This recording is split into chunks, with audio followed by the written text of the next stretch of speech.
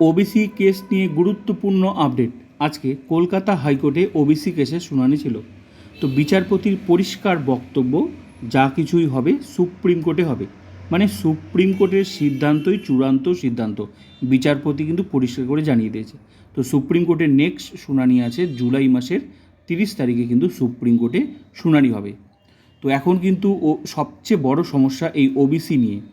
তো অনগোয়িং নিয়োগে তো একটা সমস্যা আছেই, কি হবে একটা টেনশন তো আছেই। তো যাদের অলরেডি এই মানে 77 যে বাদ গেছে, তো এই সমস্যাটা আমার মনে হয় না যাদের অলরেডি চাকরি হয়ে গেছে, মানে যারা আগে চাকরি পেয়ে গেছে। সমস্যা এখন যারা অনগোয়িং রিক্রুটমেন্ট প্রসেসে কি হবে সেটা কিন্তু সরকার ঠিক করবে, মানে সরকারের সিদ্ধান্তই চূড়ান্ত সিদ্ধান্ত। কিন্তু সরকার তো এদিকে আবার হচ্ছে কি বলে বিল পাস করে নিয়েছে যে 66 ভ্যালিড ওবিসি, তারপর 7% সংরক্ষণ, 17% নিয়ে অনগোয়িং নিয়োগগুলো শুরু হয়েছিল। তো মোট কথা সুপ্রিম কোর্টেই কিন্তু যা কিছু হবে চূড়ান্ত সিদ্ধান্ত হবে।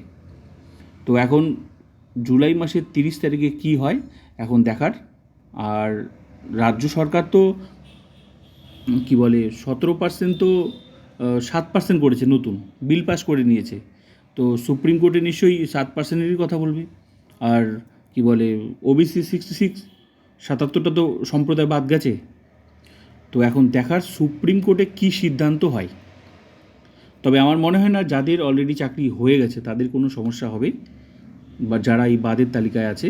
কিন্তু নতুন করে এই যে অনগোয়িং নিয়োগে যারা বাদের লিস্টে আছে, সেটা কি হবে সেটা পুরোটাই সরকার এবং সুপ্রিম কোর্ট কী মানে সিদ্ধান্ত কী নেয়, কী অর্ডার দেয়, সেটাই হচ্ছে আসল। তো এখন দেখার সুপ্রিম কোর্টে কী সিদ্ধান্ত হয়। তো এখন তাকিয়ে থাকতে হবে সুপ্রিম কোর্টের সিদ্ধান্তের দিকে। তো জুলাই মাসের 30 তারিখে কিন্তু শুনানি আছে এই সুপ্রিম কোর্টে। এই সমস্যাটা মিটলেই সবচেয়ে ভালো হয়, দেখা যাক।